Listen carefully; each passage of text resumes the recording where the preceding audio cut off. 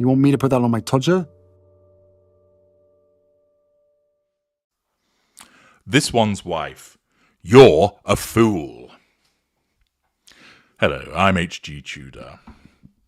Plenty of material being pumped out by the improbably named plastic-faced Lieutenant Omid Scobie that bears analysis.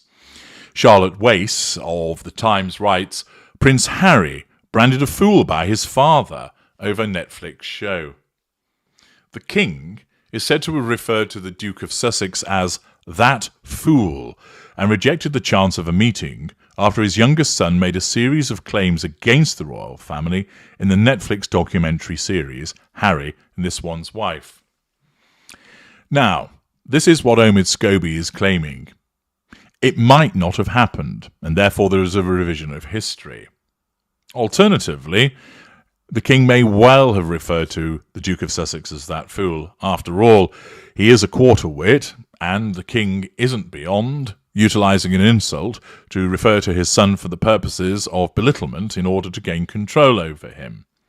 Of course, a narcissist will also utilise the truth, and it's evident that the Duke of Sussex has been a fool, and therefore his father does not hold back from describing him as such.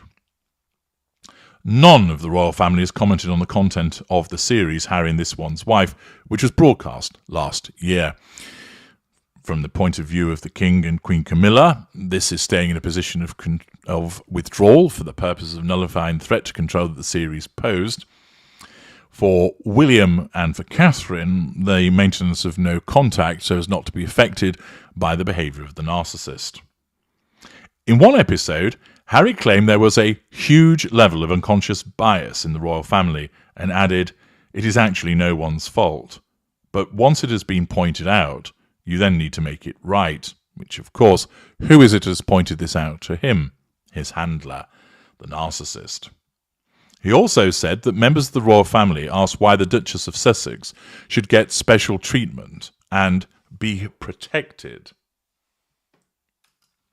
when the couple raised concerns about her treatment by the media.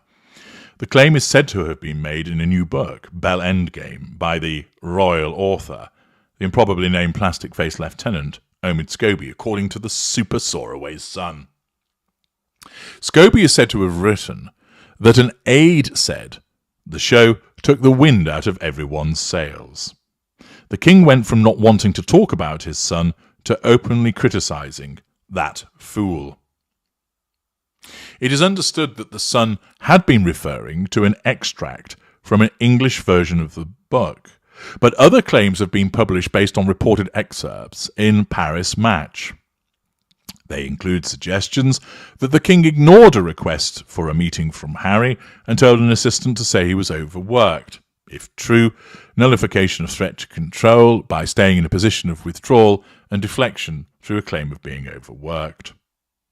The French magazine said Scobie, 42, also quotes a close friend of the Sussexes, called This One's Wife, one would imagine, who claims that the Princess of Wales spent more time talking about This One's Wife than with This One's Wife, which of course is something that This One's Wife would want. She wants to be talked about.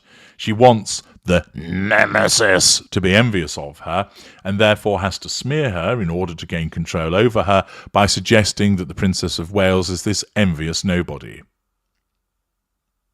At the weekend, Scobie told the BBC that it has been hugely frustrating to watch news outlets run articles based on poorly translated snippets from a French serialisation of Bell Endgame. Speculation over the level of detail in the book had led the Sussexes to deny any involvement. Denial, the first line of the twin lines of the narcissistic defence, although the Duchess later admitted to providing briefing notes for an aide before his meeting with the authors. Revision of history. In an interview with the Sunday Times this weekend, Scobie said the Duchess had made no contribution to Bell Endgame and was not interviewed. I doubt that that's accurate. It has to be the case that she has made a contribution. She may not have done so directly. He may not have sat down with her. But after all, Omid Scobie is a man who has lied about having had work done on his face and is a man who has lied about taking a private jet. So it wouldn't be too much of a stretch for him to lie about whether there has been any involvement by the Duchess of Sussex. One could imagine that she has briefed him on what he should include.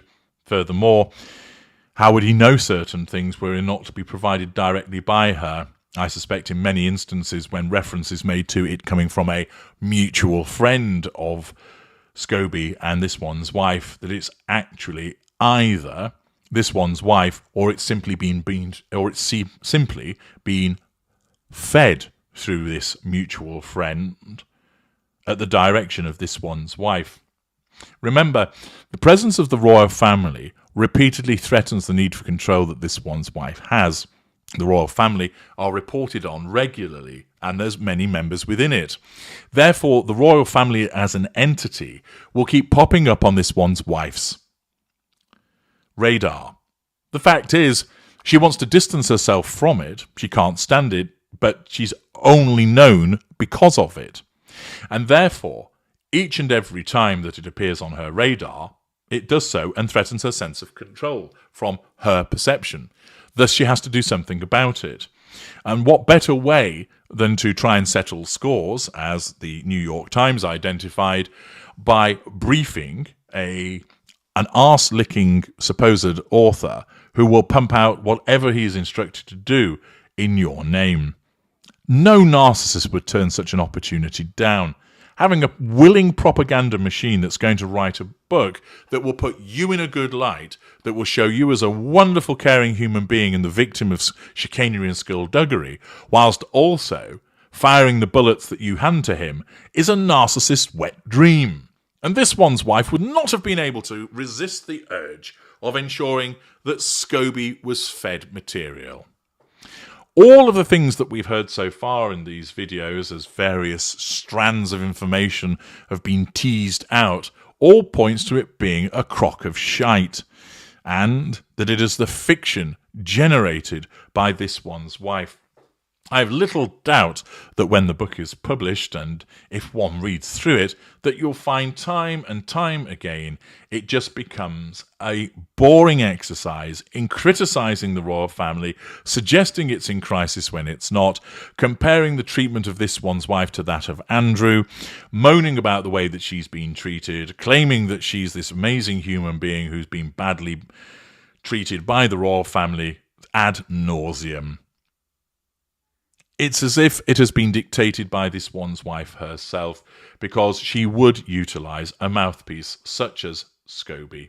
And the fact is that over and over again, this will be pumped out, and as you've seen from my various dives below the line, both the Telegraph and the Times, and believe me, it's replicated elsewhere, nobody believes Scobie, nobody accepts what he has to say, and nobody is conned to think that this one's wife has not had an involvement in it.